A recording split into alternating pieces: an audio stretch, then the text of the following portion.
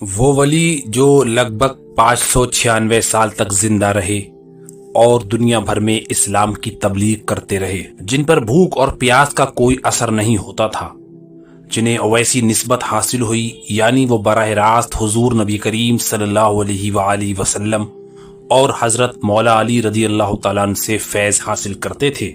وہ عظیم ہستی جنہیں دنیا حضرت سید بدیع الدین احمد زندہ شاہ قطب المدار رحمۃ اللہ علیہ کے نام سے جانتی ہے۔ دوستو، اس ویڈیو میں آپ حضرت مدار پاک کی حیات کے ساتھ یہ بھی جانیں گے کہ حضرت قطب المدار اپنے چہرے پر نقاب کیوں ڈالے رہتے تھے، ولایت میں آپ کی امتیازی شان کیا تھی، آپ کو کون کون سے روحانی نسبتیں اور مقامات حاصل ہوئے، وہ کیا وجہ تھی کہ مدار پاک کو بھوک پیاس نہ لگتی تھی اور ان کا لباس کبھی میلا نہ ہوتا تھا۔ میں ہوں آپ کا دوست بلال راز اور آپ دیکھ رہے ہیں محفل اولیاء۔ آج کا ذکر ہندوستان کے پہلے داعی اسلام حضرت بدیع الدین قطب المدار رحمۃ اللہ علیہ کا ہے۔ آپ سے گزارش ہے کہ اس ویڈیو کو دیکھ کر اہل عقیدت میں ضرور شیئر کریں اور ہمارے چینل کو سبسکرائب کر کے ہمارے رابطے میں آ جائیں۔ آئیے آج کی اس نایاب ویڈیو کا آغاز کرتے ہیں۔ حضرت بدیع الدین قطب المدار علیہ رحمت کی پیدائش شوال کی پہلی تاریخ یعنی عید الفطر کے دن بوقت صبح صادق 242 ہجری مطابق 5 فروری سن 856 عیسوی کو ملک شام کے مشہور و معروف شہر حلب کے محلہ چنار میں ہوئی۔ آپ کے والد ماجد کا نام نامی اسم گرامی قاضی سید قدوت الدین علی حلبی اور والدہ ماجدہ کا نام سید فاطمہ ثانیہ عرف بی بی ہاجرہ تھا۔ آپ والد ماجد کی جانب سے حسینی اور والدہ ماجدہ کی جانب سے حسنی سید تھے۔ آپ خود فرماتے تھے، انا حلبی بدیع الدین اسمی بی امی و ابی حسنی حسینی جدی مصطفیٰ سلطان دارین محمد احمد و محمود کونین، یعنی میں حلب کا رہنے والا ہوں، میرا نام بدیع الدین ہے، ماں کی طرف سے حسنی اور باپ کی طرف سے حسینی سید ہوں، میرے نانا مصطفیٰ جان عالم حضرت محمد صلی اللہ علیہ وسلم ہیں، جن کی تعریف و ستائش دو جہاں میں کی جاتی ہے۔ والد ماجد کی طرف سے آپ کا سلسلہ نسب 9 واسطوں سے شہید کربلا حضرت سیدنا امام حسین رضی اللہ تعالی عنہ تک اور والدہ ماجدہ کی جانب سے 9 واسطوں سے ہی حضرت سیدنا امام حسن رضی اللہ تعالی عنہ تک پہنچتا ہے۔ جب آپ پیدا ہوئے تو آپ کا پورا مکان روشنی سے جگمگانے لگا۔ آپ نے پیدا ہوتے ہی اللہ رب العزت کو سجدہ کیا اور کلمہ طیبہ پڑھا۔ حضرت ادریس حلبی جو ایک صاحب کرامت بزرگ تھے، فرماتے ہیں کہ جب بدیع الدین پیدا ہوئے تو نبی کریم صلی اللہ علیہ وآلہ وسلم جملہ صحابہ کرام و ائمہ اطہار کی مبارک روحیں آپ کے گھر میں جلوہ افروز ہوئیں اور آپ کے والدین کو مبارکباد دی اور غیب سے حاذا ولی اللہ کی آواز سنائی دی، اور بہت سی کرامات ظاہر ہوئیں جن کی تفصیل مختلف کتابوں میں درج ہے۔ آپ کا نام احمد رکھا گیا، بعض کتابوں میں آپ کا نام سید بدیع الدین احمد بھی ملتا ہے۔ آپ کی کنیت ابو تراب ہے اور بعض ملکوں میں آپ احمد زندان صوف کے نام سے مشہور ہوئے۔ اولیاء اللہ کی جماعت میں آپ کو عبداللہ قطب الاقطاب، قطب المدار، فرد الافراد، قطب وحدت کہا جاتا ہے، اور عوام میں مدار عالم، مدار دو جہاں، مدار العالمین، زندہ شاہ مدار اور مدار پاک کے القاب سے جانا جاتا ہے۔ جب آپ کی عمر شریف 4 سال 4 مہینے 4 دن کی ہوئی تو آپ کے والد گرامی نے آپ کی بسم اللہ خوانی کے لیے آپ کو وقت کے جلیل القدر صوفی اور عالم ربانی حضرت حذیفہ مرعشی رحمۃ اللہ علیہ کی خدمت میں پیش کیا۔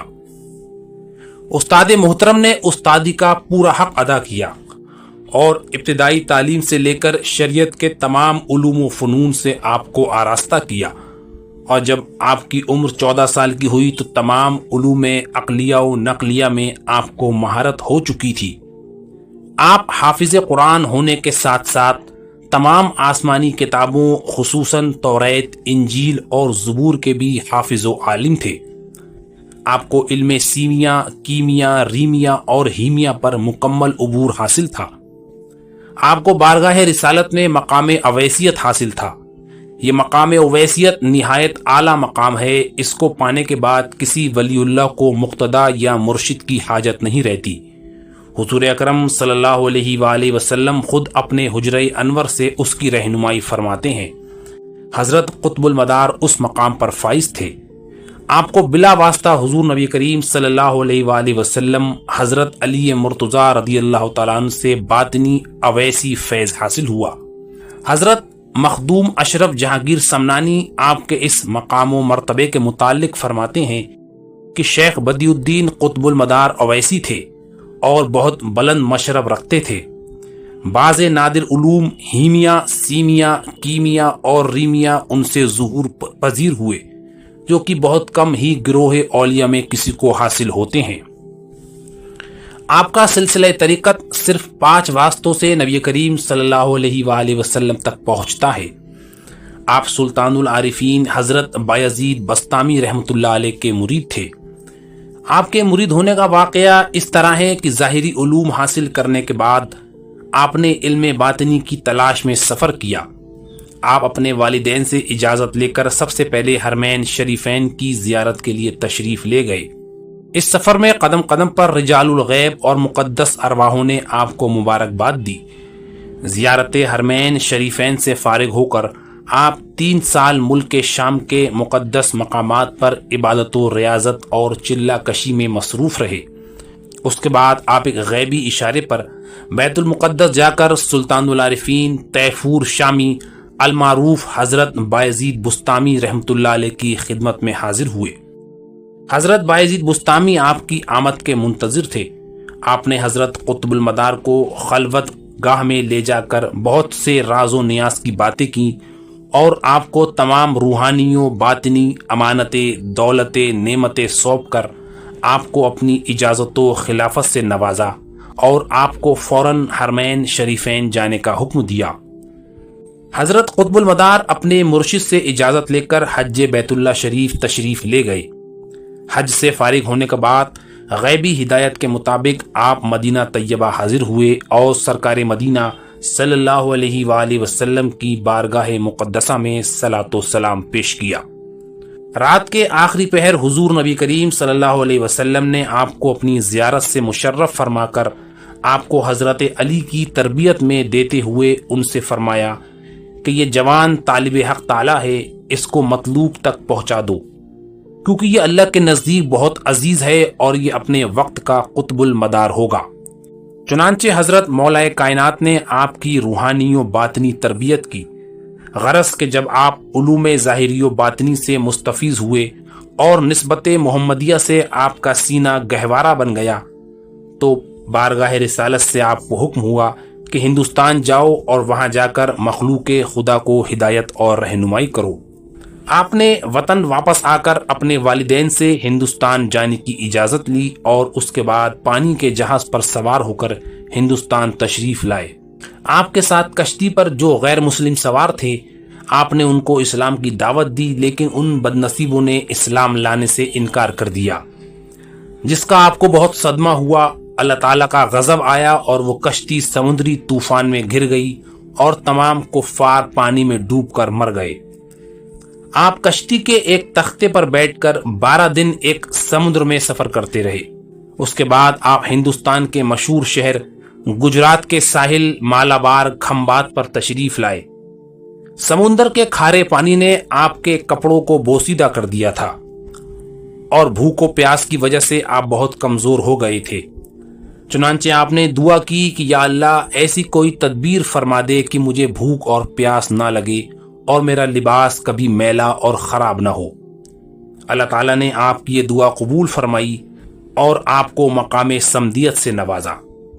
وہیں پر نبی کریم صلی اللہ علیہ وسلم نے تشریف لا کر آپ کو اپنے دست اقدس سے جنتی کھانا کھلایا اور جنتی شربت پلایا اور ایک لباس عطا فرمایا جو عمر بھر پھر کبھی گندا اور بوسیدہ نہ ہوا اور نہ پھر آپ کو کبھی عمر بھر بھوک پیاس لگی۔ نبی کریم صلی اللہ علیہ وآلہ وسلم نے اپنے مبارک ہاتھوں کو آپ کے چہرے پر پھیرا تو آپ کا چہرہ اتنا روشن ہو گیا کہ دیکھنے والے آپ کے چہرے کو دیکھنے کی تاب نہ لا سکتے تھے۔ آپ کو دیکھ کر اللہ یاد آ جاتا تھا اور انسان بے اختیار سجدے میں گر جاتا تھا، کیونکہ آپ مقام صمدیت پر فائز تھے۔ اور اس مقام صمدیت کے بارے میں حضرت شیخ عبد الرحمن چشتی مرآت مداری میں فرماتے ہیں کہ حضرت قطب المدار مظہر کرامت ہو گئے تھے، نہ کھانا کھاتے تھے اور نہ پانی پیتے۔ جو کپڑے آپ کے بدن مبارک سے لگ گئے وہ نہ پرانے ہوتے اور نہ میلے۔ بعض صوفیہ جیسے صوفی علاء الدولہ سمنانی فرماتے ہیں کہ جب عارف باللہ مقام صمدیت پر فائز ہوتا ہے تو اس حالت میں وہ کھانے پینے کا محتاج نہیں ہوتا۔ حضرت قطب المدار کو اللہ تبارک و تعالی نے بڑے بڑے مقامات سے نوازا۔ اولیاء امت میں آپ کو ایک امتیازی شان حاصل ہے۔ آپ کو ولایت کے ان بلند مقام پر فائز کیا گیا جہاں آپ ہی اپنے وقت میں تنہا شان کے مالک نظر آتے ہیں۔ آپ کو ولایت کبریٰ، مقام محبوبیت، مقام اویسیت، مقام قطب المدار، مقام صمدیت سے نوازا گیا۔ اس کے علاوہ اللہ تعالیٰ نے آپ کو 5 خاص نسبتوں سے بھی نوازا۔ امام جعفر صادق علیہ السلام کی اولاد ہونے کی وجہ سے آپ کو نسبت جعفریہ، حضرت تیفور شامی المعروف بایزید بستامی کی نسبت سے نسبت تیفوریہ، حضرت صدیق اکبر کی نسبت سے نسبت صدیقیہ، امام مہدی کی نسبت سے نسبت مہدیہ اور بارگاہ رسالت سے فیضان حاصل کرنے پر آپ کو نسبت اویسیہ عطا ہوئی۔ آپ نے پوری دنیا کا سفر کیا اور جگہ جگہ خدا کے دین کی تبلیغ کی، اسلامی تعلیمات کو دوسروں تک پہنچایا۔ آپ نے 596 سال کی طویل عمر پائی اور 6 صدیوں تک دنیا کے مختلف حصوں میں اسلام کی تبلیغ کرتے رہے۔ اس عرصے میں آپ نے کسی ایک مقام پر مستقل قیام نہیں کیا، بلکہ ضرورت کے مطابق تبلیغ دین کرتے ہوئے ایک مقام سے دوسرے مقام پر منتقل ہوتے رہے۔ آپ نے اس وقت کے ہندوستان، جبکہ اس میں پاکستان، بنگلہ دیش، شری لنکا اور برما وغیرہ بھی شامل تھا، اس کے ساتھ ساتھ عرب، بصرہ، ملک شام، ایران، عراق، روم، بخارا، سمرقند، تاشقند، افریقہ، جرمن، روس، افغانستان، چین، نیپال وغیرہ میں اسلام کی اشاعت کے لیے بہت کوششیں کیں۔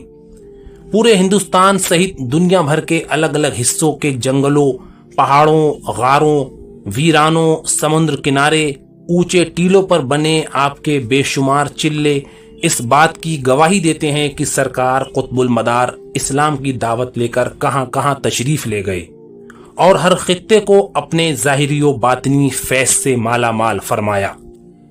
آپ الگ الگ وقت میں 7 بار ہندوستان تشریف لائے اور لاکھوں غیر مسلموں کو کلمہ پڑھا کر دائرہ اسلام میں داخل کیا۔ حضرت قطب المدار نے یوں تو پوری دنیا میں اسلام کی دعوت کو عام کیا، لیکن چونکہ ہندوستان بہت بڑا ملک ہے اور وہ بھی آپ کے دور کا اکھنڈ بھارت، اس لیے اس ملک کو آپ کی برکات سب سے زیادہ میسر آئیں، اور آپ نے پورے ہندوستان میں کوئی مقام ایسا نہیں چھوڑا جہاں آپ نبی کے دین کی دعوت لے کر نہ گئے ہوں۔ چنانچہ اس معاملے میں آپ ہندوستان کے تمام بزرگوں پر سبقت لے گئے۔ اس کی ایک وجہ یہ بھی ہے کہ آپ کی عمر لگ بھگ 600 سال ہوئی۔ ہندوستان کے کسی بزرگ کو اتنی عمر نہ ملی جو پورے ہندوستان میں سفر کر کے اسلام کی دعوت کو اتنا عام کرتا۔ پورے بر صغیر پاک و ہند میں آپ کے روحانی چلے موجود ہیں۔ تاجدار پھلواری حضرت سلیمان قادری پھلواری آپ کے چلوں کی برکت بیان کرتے ہوئے فرماتے ہیں کہ عجیب و غریب بات ہے کہ میں جب حضرت بدیع الدین قطب المدار کے چلے پر پہنچا جہاں آپ نے سال ہا سال اللہ تعالیٰ کی عبادت کی، تو اس مقام پر کھڑا ہونا تھا کہ ایک استغراقی تجلی نے مجھے اپنے آپ میں گم کر دیا اور کئی دن تک مجھے اس کا اثر محسوس ہوتا رہا۔ پورے بر صغیر میں آپ کے چلے، آپ کے سلسلے کے ملنگان کی گدیاں اور آپ کے خلفائے کرام کی خانقاہوں کا جال بچھا ہوا ہے جو بابانگ دہل آپ کی دینی خدمات کا اعلان کر رہا ہے۔ آپ کے چلہ گاہوں سے ایسا فیض جاری ہے کہ مخلوق اس کی زیارت کر کے وہاں جو دعا کرتی ہے اللہ تعالیٰ قطب المدار کی برکت سے وہ دعائیں قبول فرماتا ہے۔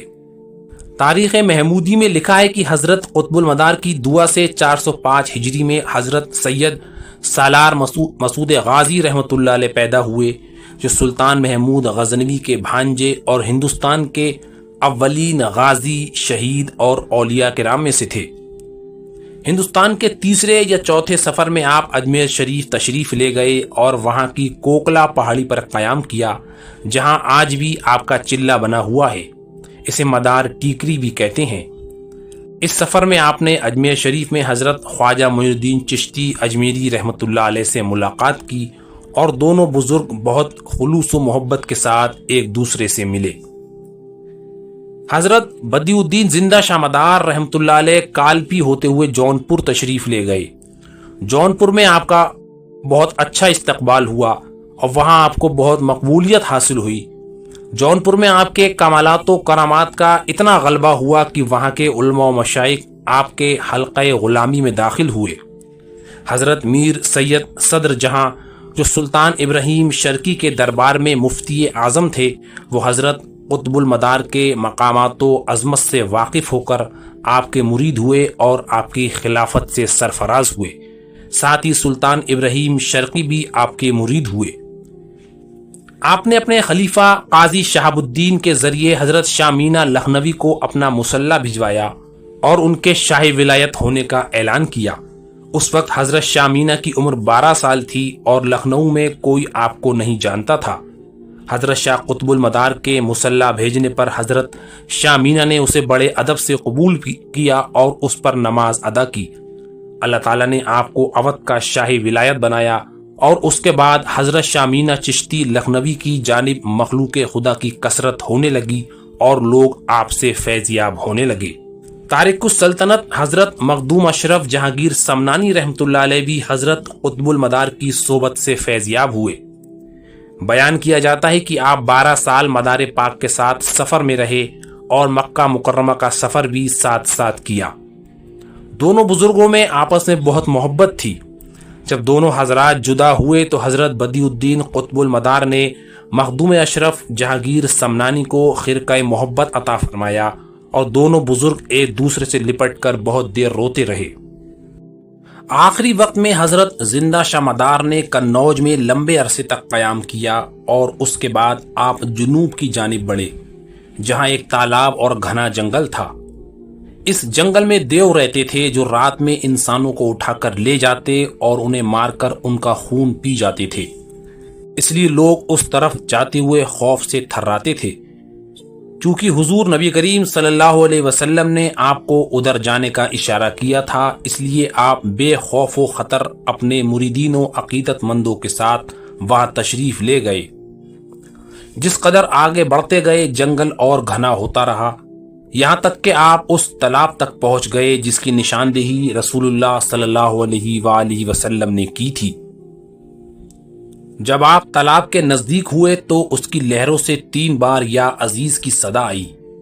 آپ نے اپنے ساتھیوں سے فرمایا کہ یہ ہماری آخری آرام گاہ ہے، اسی کی بابت ہمارے نانا نبی کریم صلی اللہ علیہ وسلم نے فرمایا تھا۔ آپ نے وہاں قیام کیا۔ یہ وہی مقام ہے جہاں آج آپ کا آستانہ شریف موجود ہے اور اسے مکن پور شریف کہا جاتا ہے۔ اس وقت وہاں رہنے والے دیو اور بلاؤں نے حضرت قطب المدار کو ستانا چاہا، لیکن قطب المدار کی روحانی قوت کے آگے کس کی ہمت تھی جو دم مارتا۔ تمام دیو آپ کے مطیع و فرما بردار ہوئے اور آپ سے معافی مانگی۔ آپ نے جہاں قیام کیا تھا وہ تالاب رفتہ رفتہ سوکھتا گیا۔ تالاب کے خشک ہوتے ہی پانی کی قلت بڑھ گئی تو آپ نے اپنے باکمال خلیفہ حضرت شاہ یاسین کو اپنا عصا دے کر فرمایا کہ مغرب سے مشرق کی طرف ایک لکیر کھینچ دیجیے۔ چنانچہ حضرت شاہ یاسین علیہ الرحمہ نے ایسا ہی کیا۔ عصا سے لکیر کھینچتے ہی زمین سے پانی کا چشمہ ابل پڑا اور اس چشمے کا نام یاسین رکھا گیا، جو آج تک جاری ہے۔ یہ بھی حضرت قطب المدار کی ادنا کرامت ہے کہ اس دریا سے لوگوں نے دودھ کی طرح سفید شہد جیسا میٹھا پانی نکلتے دیکھا ہے، جو بہت سی بیماریوں کے لیے دوا کا کام کرتا ہے۔ حضرت بدیع الدین زندہ شاہ مدار جب مستقل طور پر مکن پور شریف رہنے لگے तालाब के खुश्क होने पर आपने वहां एक हुजरा तामीर कराया जिसमें आज आप आराम फरमा हैं। आपके हमराहियों, साथियों और मुरीदीनों मुतवस्सिलीन ने भी आपके हुजरे के करीब अपनी झोपड़ियां डालना शुरू कर दी और इस तरह ये बस्ती आबाद हुई और इसका नाम मकनपुर रखा गया। आपके मकनपुर तशरीफ लाने से चारों तरफ से खलकत आपकी जियारत को हाजिर होने लगी और ये गुमनाम व वीरान मकाम अहले अकीदत का क़िबला मोहब्बत बन गया। लोग वहां आबाद होने लगे। अल्लाह ताला ने इस बस्ती को काफ़ी बरकत दी और कुतुबुल मदार की बरकत से इसे आबाद कर दिया। आपकी करामत के बारे में अगर जिक्र किया जाए तो सैयदना कुतुबुल मदार सरापा करामत थे। आपकी शान तो बहुत बुलंद है। आपके अदना खादिम और आपकी सोबत में रहने वाले आपके मुरीदीनों खुलफा से ऐसी ऐसी बड़ी करामात जाहिर हुई कि जिनसे अक्ले इंसानी हैरान है। मकाम समदियत पर फाइज होने के बाद आपको ना भूख लगती थी और ना प्यास, और ना आपके कपड़े कभी मैले होते थे।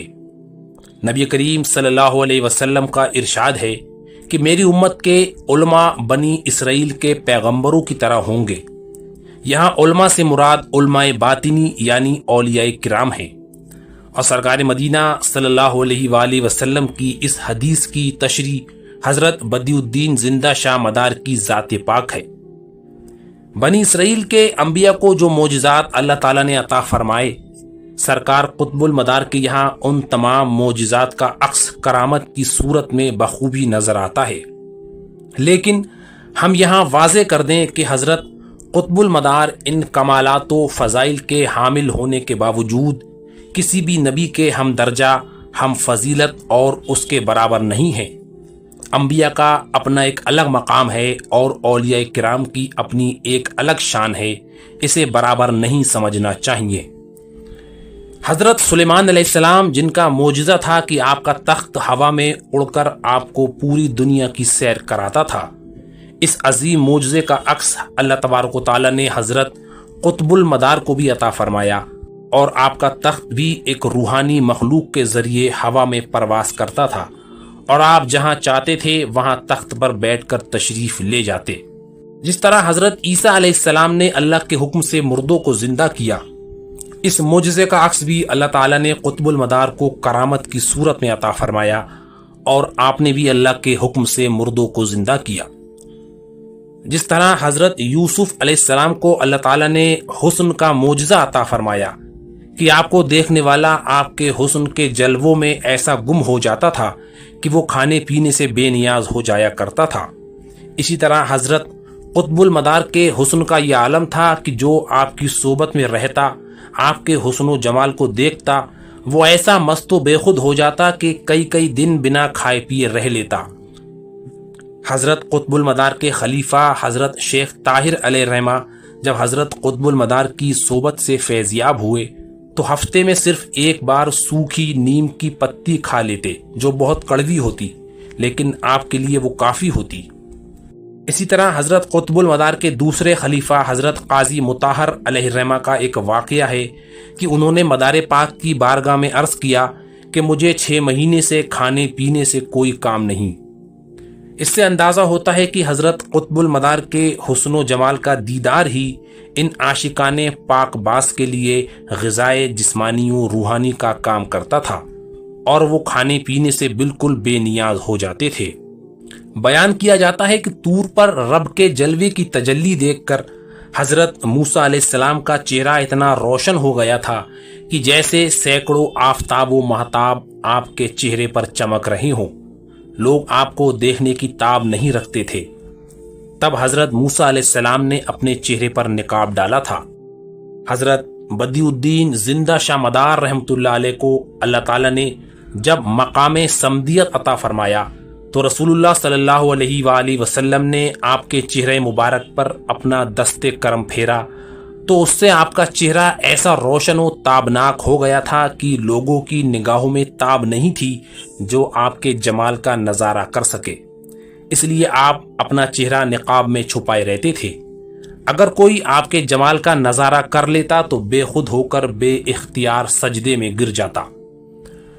جس طرح حضرت موسیٰ علیہ السلام نے پتھر پر اپنا عصا مار کر وہاں سے پانی کے چشمے نکالے تھے، اللہ کے حکم سے حضرت قطب المدار کے عصا نے بھی مکن پور کی سرزمین پر آپ کے خلیفہ حضرت شاہ یاسین کے ہاتھوں پانی کا دریا نکالا، جس کا ذکر ہم اس سے پیشتر کر چکے ہیں۔ اس طرح آپ کی کرامات و تصرفات سے کتابیں بھری پڑی ہیں۔ ایک کرامت ہو تو بیان کی جائے، ایک واقعہ ہو تو اس کا ذکر کیا جائے۔ آپ کی پوری حیات طیبہ ایک زندہ کرامت ہے۔ انشاءاللہ ہم ایک الگ ویڈیو حضرت قطب المدار کی کرامت و تصرفات کے بیان میں جلد ہی آپ کی خدمت میں پیش کریں گے۔ حضرت قطب المدار آخری حج سے واپسی کے وقت اپنے شہر حلب سے اپنے بھائی کی نسل میں موجود 3 بھائیوں کو اپنے ساتھ ہندوستان لے آئے تھے، جن کی روحانی تربیت کر آپ نے انہیں بلند مقام پر پہنچا دیا تھا۔